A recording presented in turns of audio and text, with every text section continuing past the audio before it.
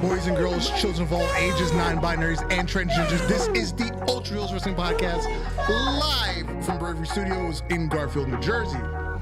Not only am I the best in the world, I am Darth Messiah, the Dark Side Savior, always in favor of honest behavior. Mr. DM, find me your mama's DMs. Why? Because I'm trying to get my baby, nobody can stop me. And on the phone, the OG, the triple OG of the Ultra Heelz. It's your boy Alex motherfucking Hill, a.k.a. the Stan Lee of podcasting, also known as the leader of the Fuck Mr. McMahon and that 205 point trash ass show, and also known as the man that figured out to clip the crossface, have a run to a crossface, and you can find that on my OnlyFans. Soon I might change over to my MySpace. Yo, MySpace really needs to make a comeback because Facebook is dead. Anyway, on the boards, the man that is an icon like Sting. You already know it's the franchise in the building. We are back up in this piece. Yeah. So like I was saying earlier. Oh. Did you boo yourself? Yeah, that's what I'm saying. You didn't boo yourself. That was Marv. Oh yeah, I noticed the new soundboard in there. Nice touch. Yeah, we got it. You know. So let me just talk about earlier. So CM Punk getting away them sneakers. Yeah. Okay. Yeah. He just bought those the day before. No, the same day. Earlier that day, he bought those from Complex Magazine because they did a little shoe thing. He said I'm 42 and first time I ever spent money to buy my first pair of Jordan, my ever first pair of Jordan. He spent $1,800. No, $2,800 on both of those. That pair right there was like a band he gave away. Let me tell you, if I was in that crowd, he gave me those, I'd be like, boy, let me tell you, my feet fit a 12. I'm wearing the hell out of these shit. Weren't those just breads? Why are they so expensive? No, those were the reverse, and then the other one. Oh, reverse breads. Okay. Yeah, one was the reverse bread he bought, and then the other one was the bread, but they was the older version of them, not the like original release. I think they was the 2016 version of the bread ones. Gotcha. I was like, bruh, he spent that much money. Well, he did offer to buy everybody a cheesesteak, but they'd rather see him wrestle. First of all, man or pay ice cream bars out of his pocket, offering to buy a cheesesteak, and then buy a pair of J's. If Punk could throw me a regular T-shirt from Hot Topic, I would be happy and go about my business. Word. Although I would have taken the cheesesteak because I would have been hungry. Because I would go for some good cheesesteak, but I probably would also ate too. So it'd have been a cheesesteak that went home, and I probably would have got about it. So it probably would have went to waste. My one thing my mother taught me: never turn down free food. If somebody's taking your dinner, order the lobster. First of all, I don't even eat lobster, but I'm going to order it because it's the most expensive thing on the menu. First of all, that sounds crazy. Second of all, mommy never should invite you to go eat out no damn where. Now order lobster with me, you order lobster. I'm gonna be like, I'm gonna go to the bathroom. You on your own after. All right, let's jump into it. So apparently, WOW, aka Women of Wrestling, is a big thing again. They they took a little hiatus during the pandemic. They came back, and now they're really back. They have a TV deal, and AJ Lee is now a producer. Yeah. AKA AJ Mendez, because AJ Lee was her gimmick name. Nice. Yeah, it's crazy because I thought she said she was never gonna come back to wrestling ever because of her mental state. Yep. So I thought it was a dub for her. Hell, she hasn't even been talking about wrestling since. She didn't talk nothing about wrestling. Yeah, she doesn't. I think her name was said once by somebody in an interview, and she got on Instagram and tagged them in it, and then her husband wrestling AEW, and the only 2 times she talked about wrestling since she left wrestling. She hasn't really talked about it at all. Yep.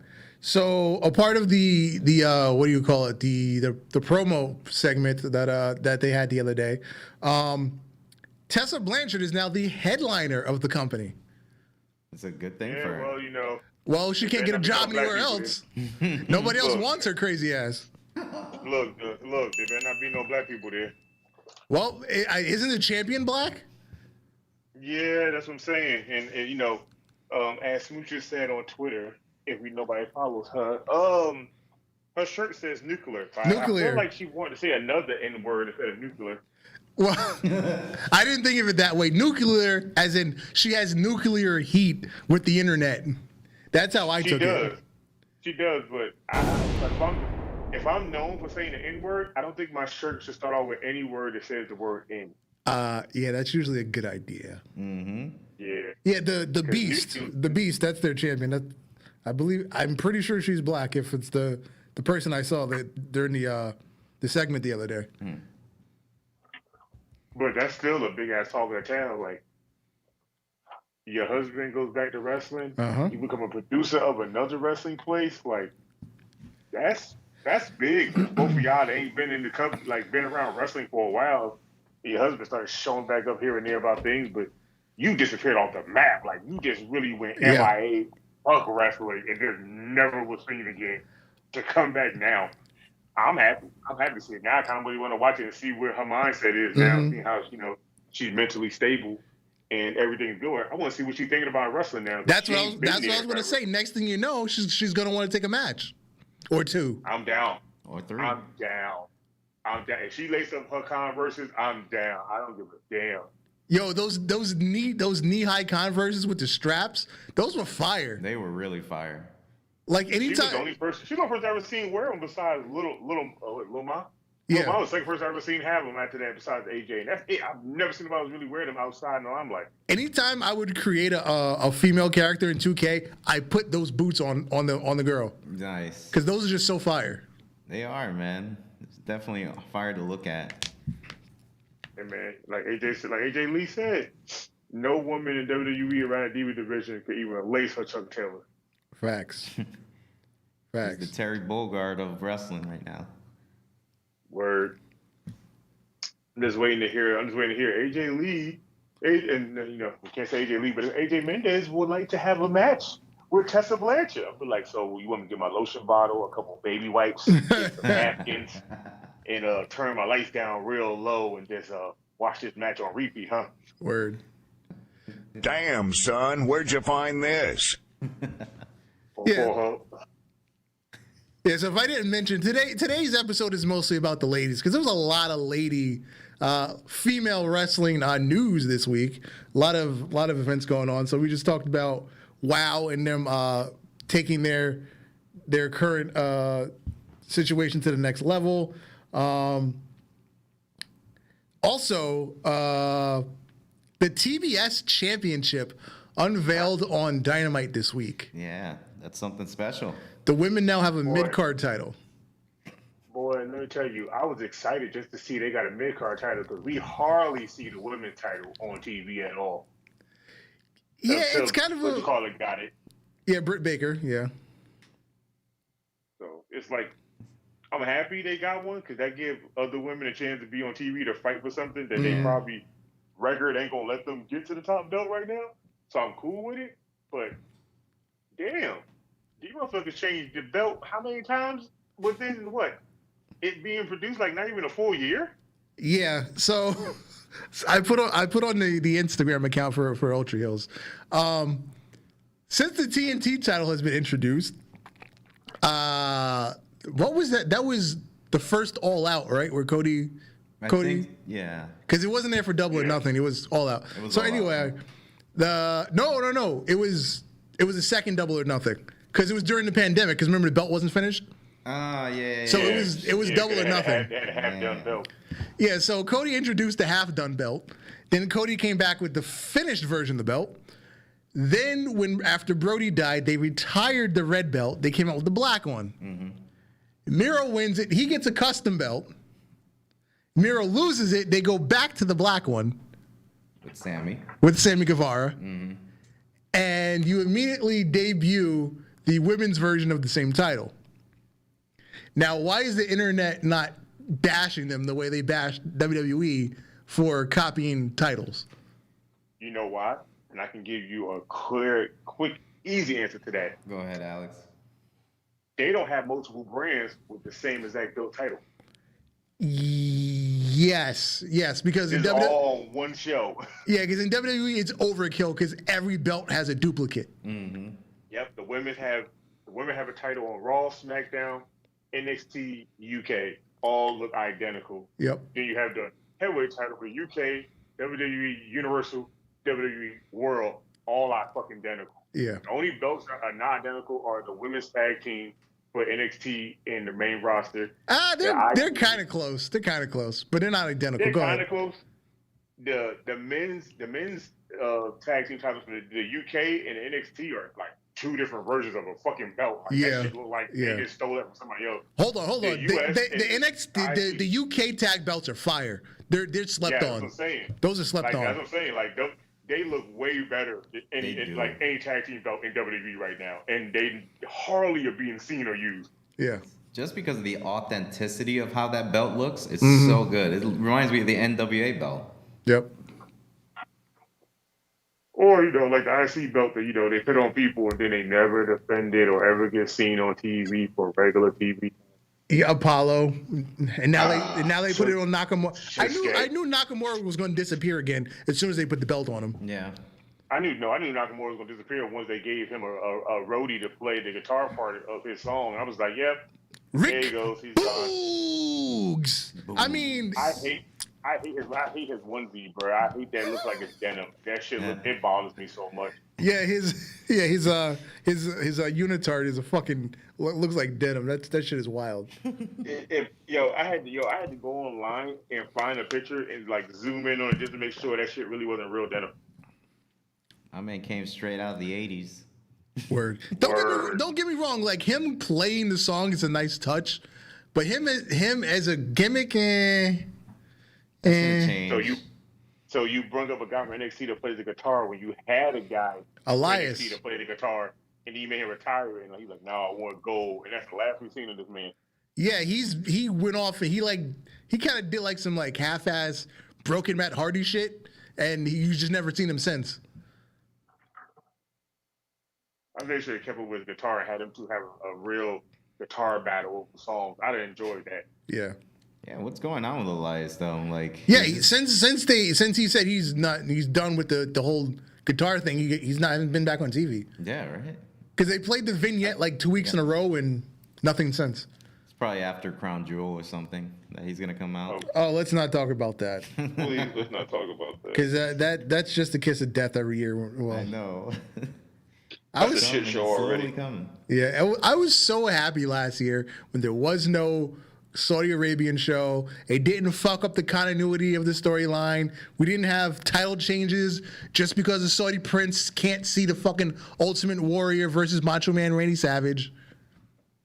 Oh, he could? I told you he could. If he just go ahead and take that good forever sleep, he can go up there and watch them do it live. He could go to the WWE network. That's fine. Peacock. The cock. Peacock. The cock, as the kids call it. The cock. The cock, yeah. The kids call it the cock. I'm not calling it that. It kills your brain cells, son. It kills your brain cells. I was actually watching that the other day. Oh yeah. Yeah. Nice. I graduated from there. Because I was watching something on TV One, and obviously I fell asleep with the TV on, and it was on at 4 o'clock in the morning when I woke up. But anyway. Yeah. So and AEW now has the mid-card women's title. Who do you think wins first? Jade Cargill. Ooh. I gotta call it the waifu, I would like to see her win it at the same time. I like to win it at the same time. I don't want to see her win it.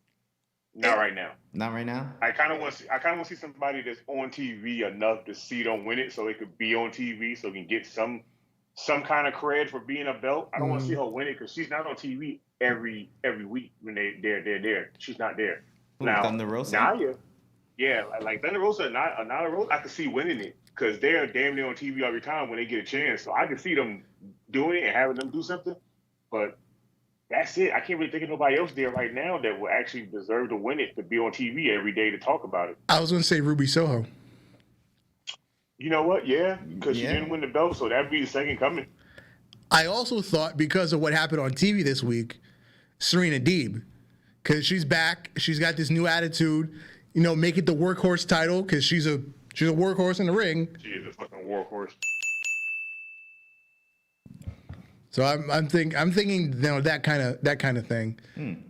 Or hell, that'd be a hell of a main event. Ruby Soho and Serena Deeb. If Serena Deeb is a heel now, that'd be a hell of a main event. What if they put the bunny on the title?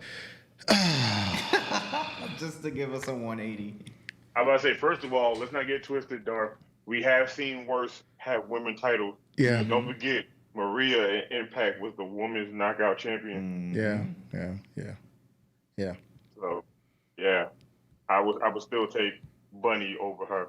The apple don't fall far from the stable. Yeah. Don't. Yeah, Stephanie McMahon was once women's champion. Let's not forget that. Yeah. I mean, we can for a little bit, but let's not forget. That was pre-breast breast enhancements too. Word. That's when she had the little breast, got a child, and then came back with these double D's thrown on that bitch for some reason. and then Chris Jericho hit the "Let the boobies hit the floor." That was a great promo though. Let the boobies hit the floor. Yeah, it was good. What makes it more funny is she got the boobies done, and then she started working out. So now they like fit her body. Right? Yeah. Before she was just skinny with this boob. Now she built out with them, and I was like, now they look natural. But when she first showed up with them, I was like, should stayed on TV for a little bit longer because that shit don't look right. Hell, even Charlotte showed up in the right enough time and made it look right on her. And then when she got taken out, it still looked like she still had them. And she got them put back in. Yeah, I don't know what's wrong with her. Like I told you, she's still built like a 12-year-old boy. Yeah. Wait, what was I gonna say? And the thing when Chris Jericho did that promo, they conveniently had her take pictures in the same shirt, that same purple shirt, so you could see the difference in the boob size. I think that was a Vince idea because Vince is a weird man. Like let's not forget, he wanted to make a storyline where he was the father of her baby, and he also wanted to televise her giving birth. Like this man is fucking nuts. Yeah. And then there was the wasn't there a segment where Bischoff was wearing the Vince mask and like Stephanie made out with the mask or something? Yeah, that was kind of weird. It was cringy as hell. I don't know why they did it. It kills your brain cells, son. It kills your brain cells. That's one of them things that I rate up there with Backlash and this Extreme Rules. Hold on, very high. I forgot. Did we determine Extreme Rules is higher on the scale than Backlash? I forgot. Oh yeah. I told you. I said Extreme Rules was neck and neck with Backlash. Okay. Like, they both take number one spot. It's pretty close. That's pretty close. Pretty slow, close race. So we got the scale of bad pay-per-view. So those are just up there at the top. The only reason Backlash beat Extreme Rules is for the simple fact that the crowd was so dead when the show was getting ready to end. Half the stadium was already gone. Yeah, they walked out. Yeah, because me and Smooches stayed all the way up into the very end. But when we looked up, it was like, you know how you're in high school and people say you get to leave early, but some people will stay. Yeah. But your whole school leaves. Yeah, that's what it was. The whole school left. And it was like 6 students still there. And I was like, Jesus Christ, why are we still here? We should have left it when they left. Like the show was over at like 11 something. People was gone at 10 something. Oh man, that sucks. It was bad. Like no offense. I feel like if the show is that bad, you shouldn't be allowed to come back to that arena for a while. Word. Like 5 years. Moving on, over in Impact, their women's division, the Knockouts, they have their own exclusive pay-per-view this weekend called Knockouts Knockdown. And they're having a tournament. Winner gets an Impact Knockouts Championship match somewhere down the line. Mm-hmm. Contestants in the tournament are Tasha Steele, Jamie Singal, Chelsea Green, Renee Michelle, Rachel Ellering, Lady Frost, Brandy Lauren, and Mercedes Martinez, recently released from NXT. The roster of AEW is going to get a little more fuller. AEW Impact roster is getting full. Motherfuckers getting released and just going other places and making better names for themselves. Before we get too far away from AEW, Bobby Fish and Sammy Guevara. It's a good match. Really good match. Bro, I did not see Bobby Fish go in there. That threw me off when I heard his name. Yeah, when they announced it the week before, I was like, "Wait, Bobby Fish is coming?" Yeah. I thought he would have went to like Ring of Honor or some shit like that. That was the fastest debut I've ever seen. But you also have to remember NXT contracts are only 30 days non-compete. True. And unless you're like unless you're a big name, then Triple H let you go and he'll let you go. He don't give a rat's ass. Yeah, because come to find out, there are more people like Bray Wyatt that have the opt-out clause where I take no pay and you actually let me be a free agent. But most people just want the free pay to stay home. Yeah, true. Yeah, everybody want the JTG treatment, but they can't last for 7 years like he did. Yeah. So I'm excited because I love Mercedes Martinez. So I'm hoping she goes far in this tournament. Just for the sake because she's pretty as fuck, Renee Michelle, Drake Maverick's wife. Yes, she is. Her so biracial, many races, mixed ass. She's a mutt. She's Jamaican, Irish, Native American, German. She's so many things that you'd be like, bro, half these races don't like each other. So I'm surprised this even worked out for her. Yeah.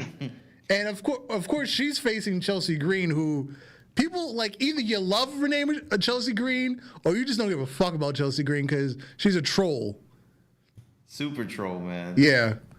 She is. Remember what her last run in Impact?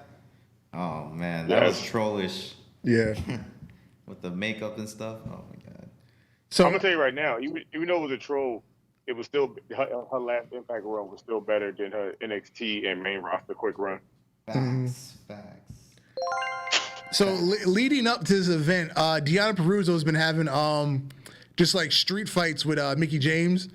However, they're not having a match at the pay-per-view.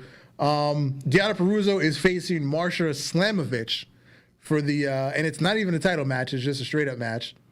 Then we have a women's Monsters Ball match, a Daphne Memorials Monsters Ball match. Yes, you just had one on your show last week.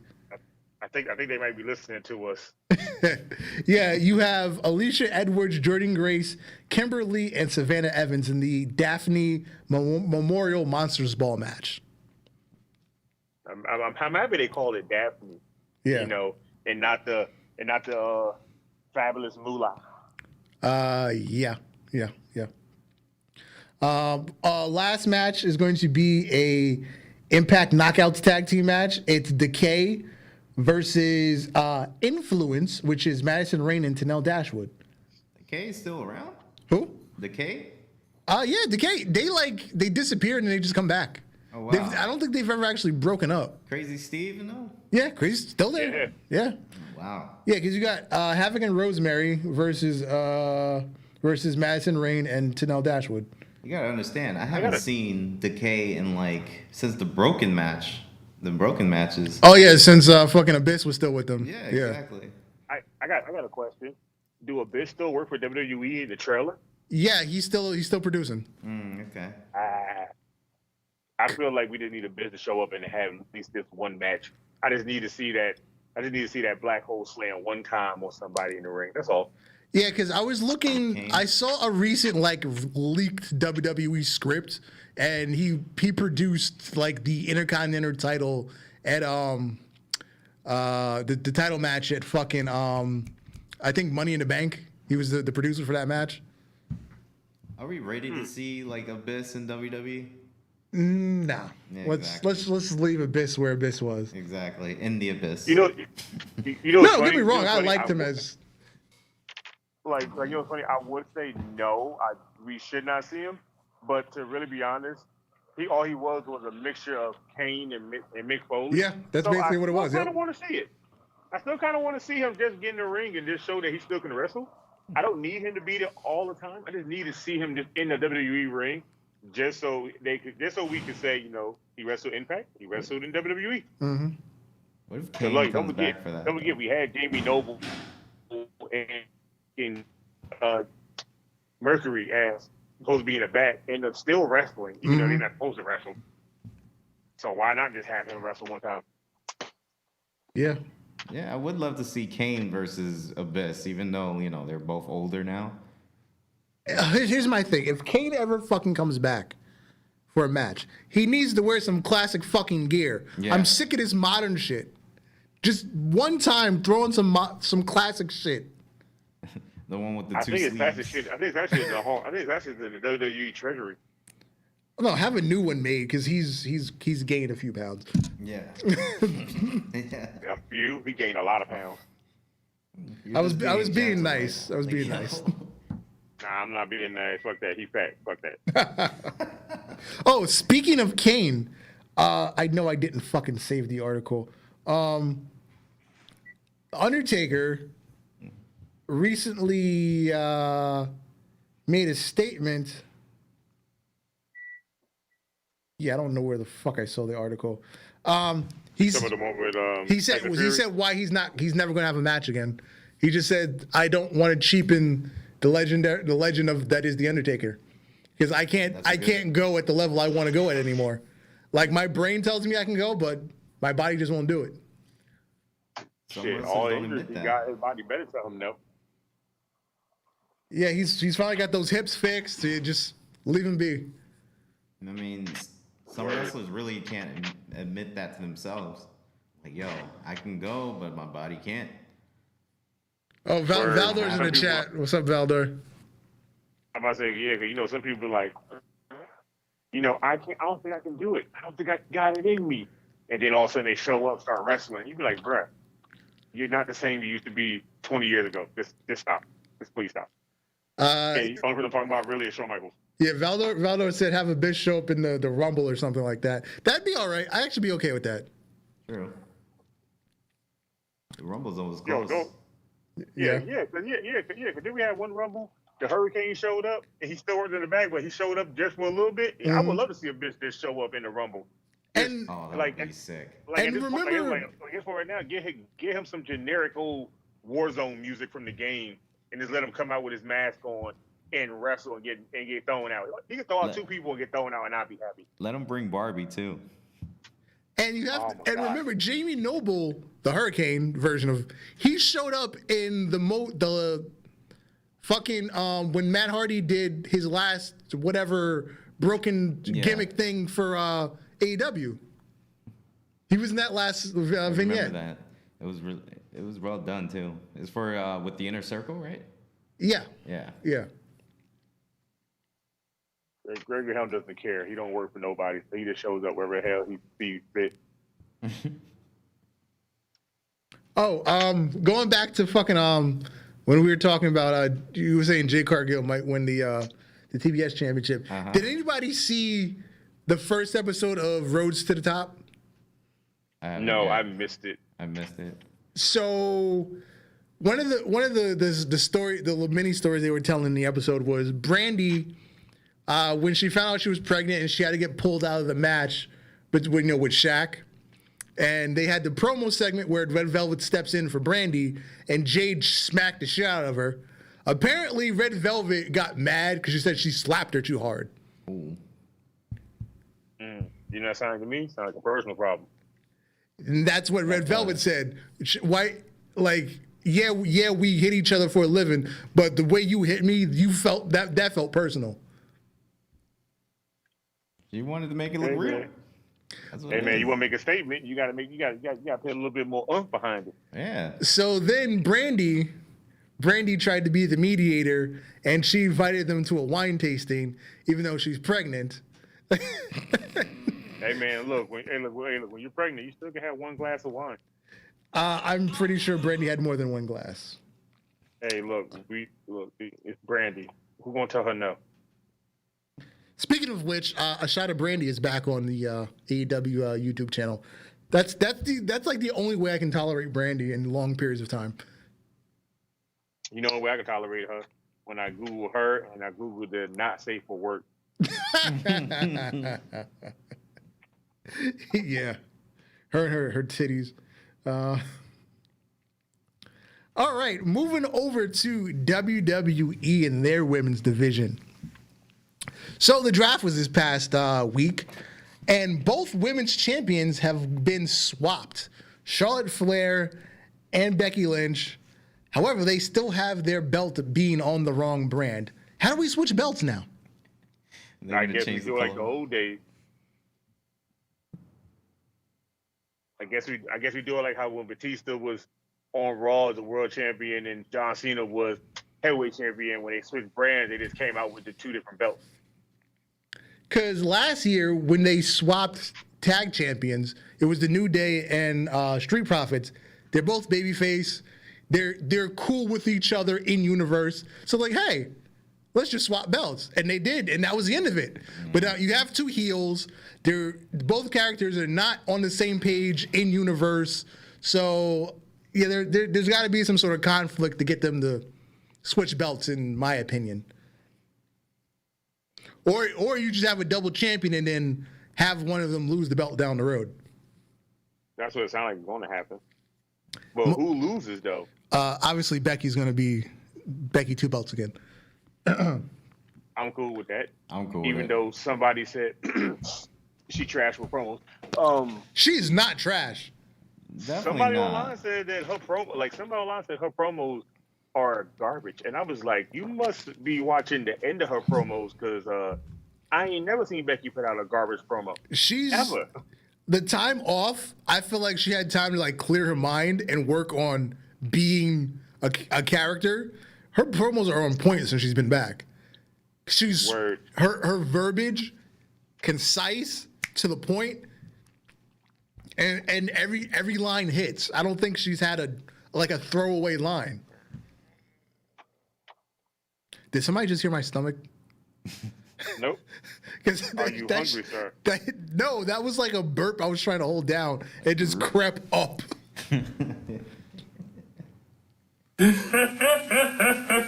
Yo, this whole draft was stupid. I swear to you not. I'm so pissed off with this draft. Why did they split the New Day again? Yeah, you get them together for a week.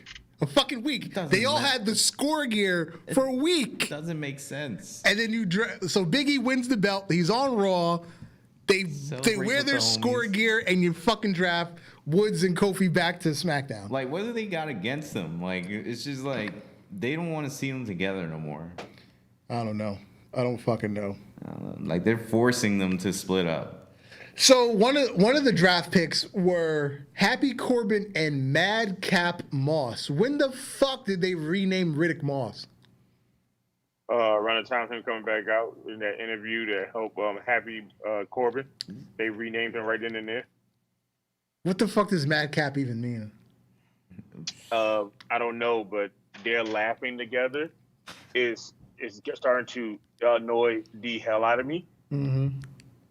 Yeah. And I hate it. But didn't they get drafted to SmackDown? Yes, they're on SmackDown, yes. Didn't Sheamus go to SmackDown? Sheamus. Because they have it split up by days. Yeah, I think he did get drafted to SmackDown. Yes. Yeah. Yeah, so the bar can come back together. Yeah, that's what I'm thinking. What about Keith Bobcat Lee right now? Bearcat. Oh, Keith Bearcat Lee is still on Raw. Bearcat. Oh, fucking Hit Row. Hit Row is on SmackDown. Oh yeah, Hit Row is on SmackDown. I didn't see that one coming. I didn't expect them to get pulled up. That Tank is going to SmackDown. Yeah. Oh, Shotzi. This is my thing. Wait, hold on. This is my thing that irked me about the Hit Row being drafted to SmackDown.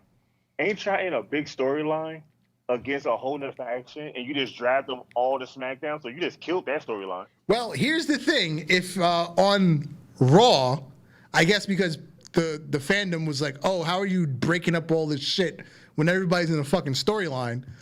On Raw, Corey Graves kept saying, drafting your new spot isn't official until the day after Crown Jewel. Yeah, because they drafted Aya Lee. And I'm like, well, wasn't you and that guy being controlled by the chick with the paint on her face? Now all of a sudden, you're not part of the group, so now the chick with the paint on her face is now fighting. I'm like, so all that build-up was for what? Like, they drafted her and they drafted the other dude that was hanging with Pete Dunne. He got drafted, but he's still NXT 2.0. And I was like, this is stupid. Why would you draft people just like, no, their biggest draft that hurts my nerve. The guy that won wrestling in the Olympics. Gable Steveson. Yeah. Yeah, he's never had a match, but he's been drafted. The Olympic gold medalist? Yep. Right? Yeah. Never had a match, but he's been drafted. Kurt Angle. Valdor just said Lucha House Party didn't get drafted. He's right. Yeah. But, they broke up Mason T-Bar. They did. Yeah. Yeah, T-Bar's on Raw and Mason's on SmackDown. So I guess we got two tall guys that are talented, not going to do shit. Yeah. Oh, I saw the entire women's tag team division is no more. They were all broken up via the draft. All the tag teams, except for the champions, Nikki Ass. I'm gonna call it Nikki Ass, and Rhea Ripley. Tamina and Natalya broke up. Mandy Rose is on NXT, so there's no more Mandy Rose and whatever the fuck the one with all the bad fucking plastic surgery. Dana Brooke, yeah. They broke up. Shotzi and Tegan Nox are broken up. Who else? Doudrop and fucking that chick already broke up within their storyline. And so yeah, that's all your tag. They're gone. All the tag teams are gone. Yeah. They literally broke up all the tag teams to make them single competitors. So what's my with the tag team championship for the women?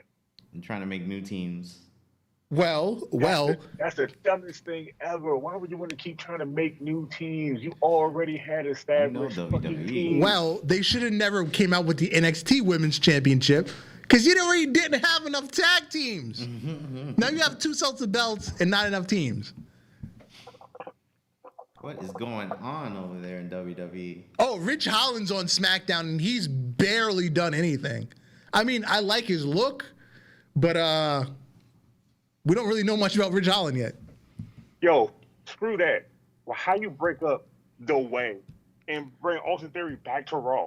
Yes, I want Austin Theory away from The Way. I want him alone. I liked him with The Way because he was the real comic relief of The Way. Nah, he can. If you gave him the prototype gimmick, the John Cena prototype gimmick, he'd knock it out the park. I don't know, man. I don't know. I don't know. Like I'm looking at the draft list right now for both shows. Mm-hmm. Drake Maverick is still on Raw. Yeah. Ben is on Raw now with AJ, and AJ put out that tweet. There's not many people I like on the roster, but you are welcome. Welcome home, brother. Yeah. And he put Too Sweet sign. I was like, can you put them two together and get rid of Omis? Because that tag team will be great. Yep. Mm-hmm. Yep. Like. Uh-oh.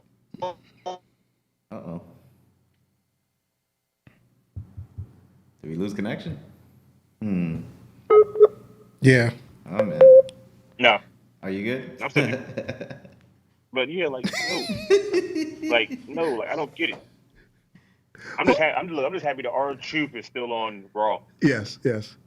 Valdor said, I seen Dana Brooke for the first time in a while. What the hell happened to her? She actually looks like her character from the 2020 game. Hey man, she got engaged and I guess she said, fuck it, I don't need this shit no more. She went through stuff, man. She went through a lot of stuff. She keeps fucking with her face, and it looks awful. And then from all the, I guess she's had a facelift, so it's fucking pulling on her neck skin. It looks disgusting. It looks really bad. Did you see? Did you hear Corey Graves when she was like fighting Shayna Baszler? Like he was literally bashing her. Literally saying she has no career, pretty much. She has no future, and even winning something like this. And that's sad to say for a man with a dime stick of a neck.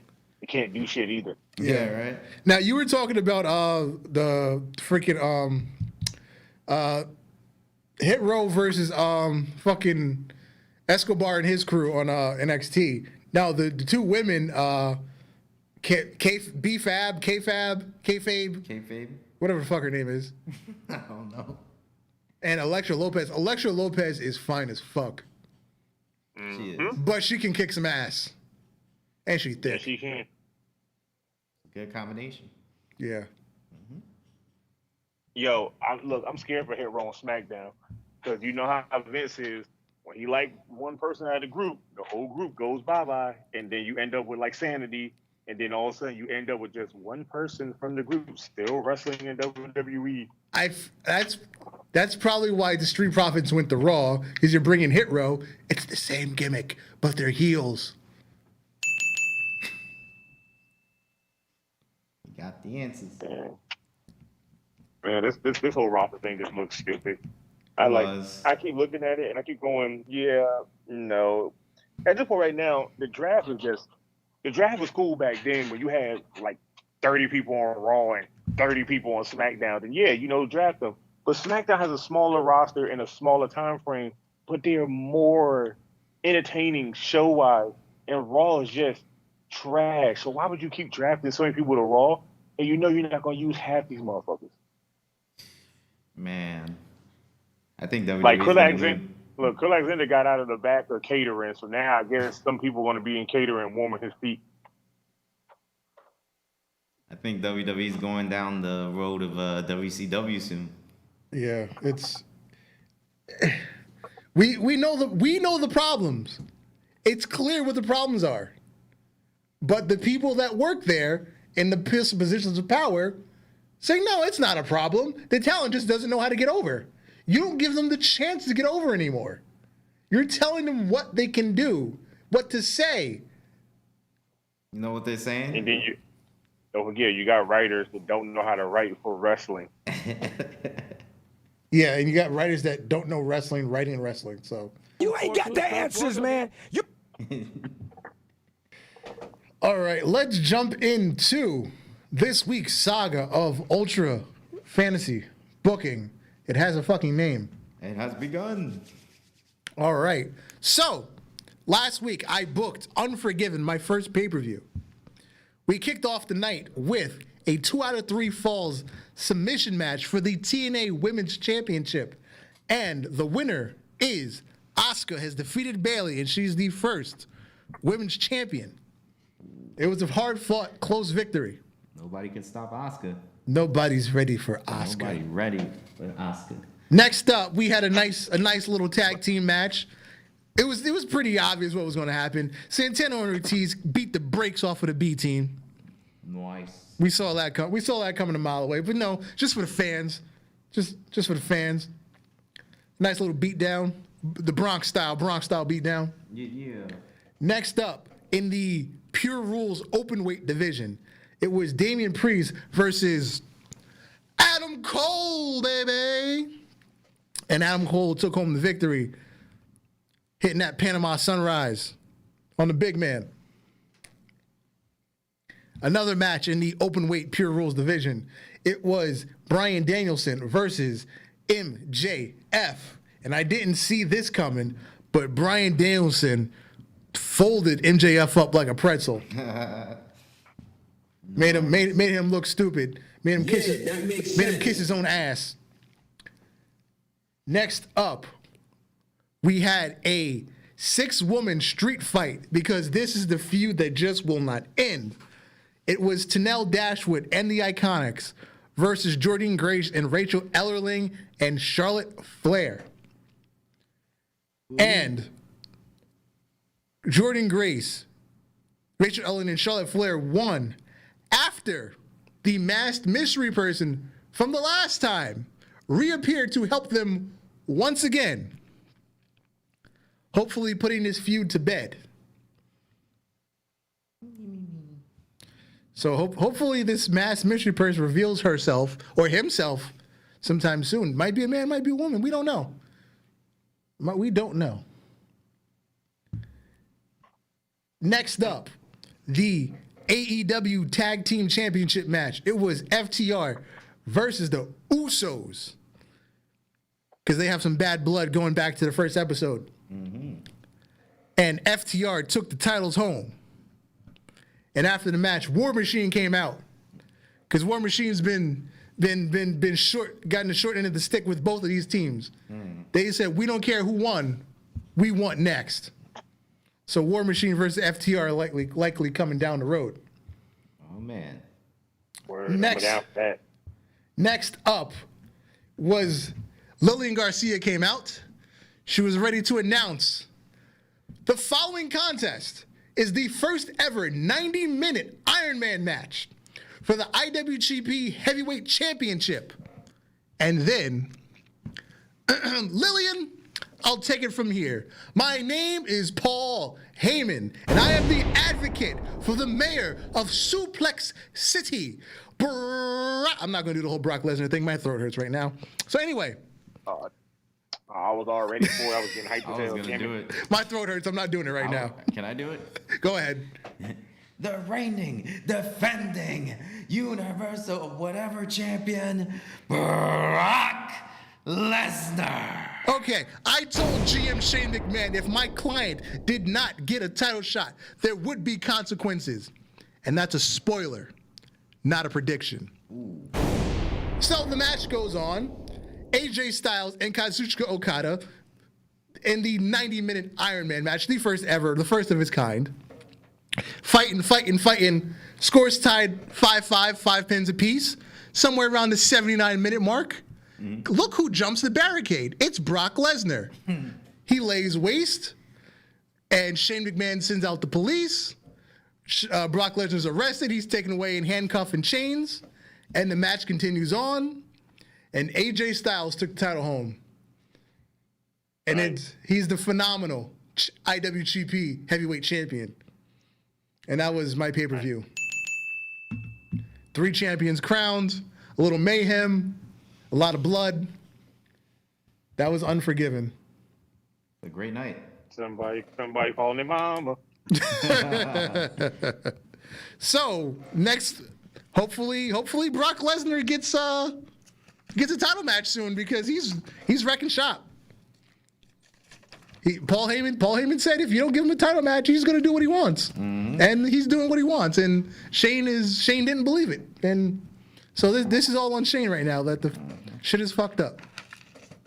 All right, Alex, do you have another episode of Dragon Force ready to go?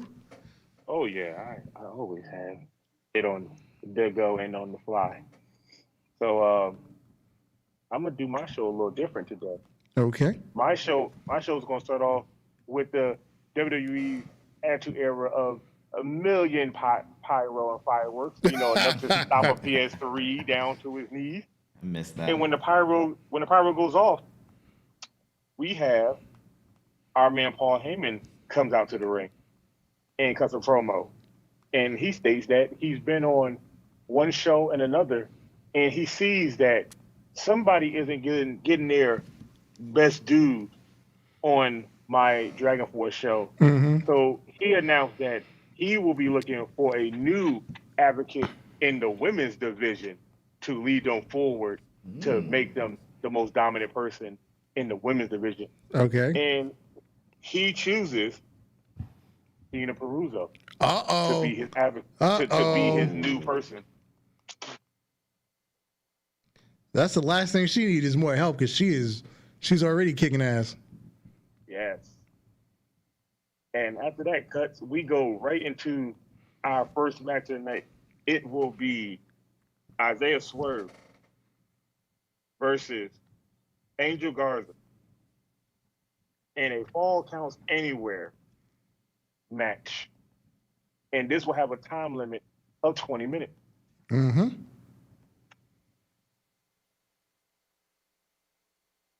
Right after that, we are going to have our second match. It's going to be Dexter Lumis versus Danny Boy Smith in a regular wrestling match. A pure, unorthodox wrestling match. With a stipulation of first man that can't compete and go on will win. So last man standing? You can say last man standing, but I'm just, last man standing sounds so bleak. So we're going to spice it up and say this is going to be a almost like a brawl for all type of match. Interesting. After that, we're going to have a tag team match. We're going to have the Briscoe brothers go against Mustache Mountain, and sitting commentary will be beer money to see who deserves to fight them before this tag team championship thing goes down the line. That was Briscoes versus who? The Briscoes versus Mustache Mountain. Briscoes versus Mustache. Okay. And who's on commentary? Beer money. Beer money on commentary. All right.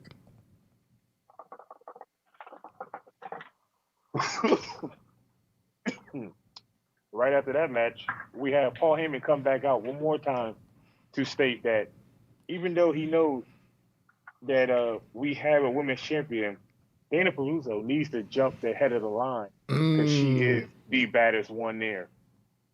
And he states by the next pay-per-view, he will demolish the women's champion before she even gets a title shot to prove that she deserves to be our Stardom women's champion.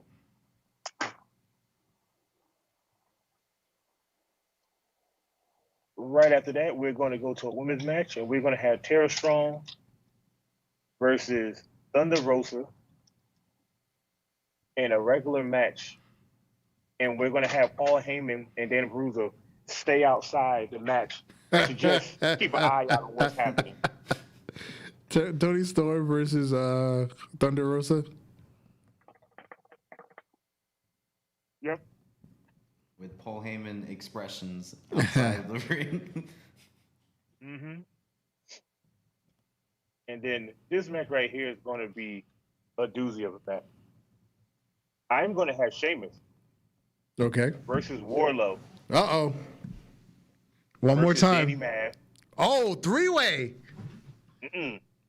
Four-way. Versus Shane Taylor. Oh, damn. That's a lot of man meat. Pause. All right, you know me. I like that. You know I'm like Biggie. I like man meat. Sweat. Man and meat on top of meat. We're going to have them in a fatal four-way. Them in a fatal four-way. Anything goes match.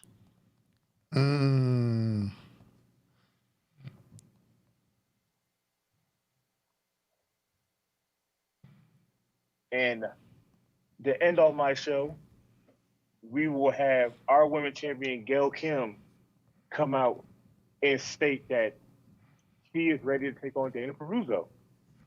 Give her the time and the place, and she will show up. And then we have Paul Heyman come out with Dana Peluso, and they cut a magnificent promo back and forth because we know both of them are good on the mic. And they also state that this match will go down sooner than she thinks, and there also will be an enforcer to make sure nobody interrupts it.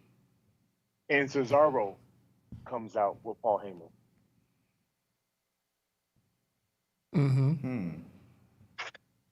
And we end the show with Paul Heyman telling everybody, you have a great night. No, listen, you have a great night. But next week, we start the fight.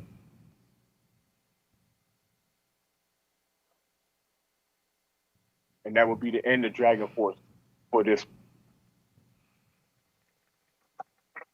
Good night. It's a really good night on there. It's a really good night, yes. All right. Another exciting episode of Dragon Force following up that banger of Unforgiven. I think we need to apply for WWE writers' jobs. I think you guys should. Don't These give me that option. Sound good on You paper. would never. Don't give me an option because you would never see people that's on the main roster wrestle for 2 straight weeks. I will be using everybody else to get them shine. Because I'm sitting here trying to figure out how do I top a 90-minute Iron Man match. I know from because my next pay-per-view is like my big pay-per-view of the year is my WrestleMania, so I got to figure out a way to stop that. I have one match in the back of my mind that I've always said why WWE has never done it. So I think that's what's going to have to top my 90-minute Iron Man match.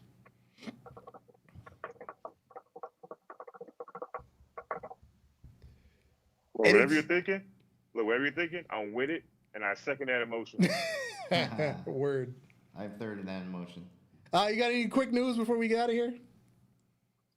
I think I do. Give me 1 second. Gotta go back. Oh, let's talk about two things in news. Let's talk about one, the Blue Meanie showing up at AEW. Yeah, you sent me that. I totally missed that. When did he come out? I don't even know. I just happened to follow the Blue Meanie on Instagram, and he has a shirt. I thought it was Blue World Order, but it says All Elite Wrestling.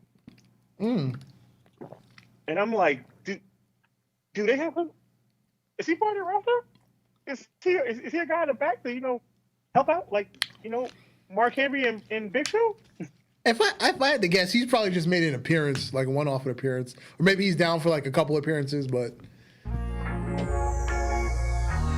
Word. And also, one more thing. Let's talk about. Have you heard about The Rock and Tech 9? Yeah, that's been all over social media today. Yeah. I just heard it, and I'm gonna tell you, The Rock spit the hardest bars I ever heard The Rock spit in his life. Yeah, I actually got to look up the song when I get time, but yeah, I heard about that. You gotta look at the full song. I already sent you the piece of The Rock rapping on the Heelz Instagram in the chat. Okay, I'll check it out after the show. Speaking of which, this is the end of our show. I am Darth Messiah, the Dark Side Savior. You, sir? Alex, the motherfucker here. Good night, J Kid. Good night, everyone. We out of here.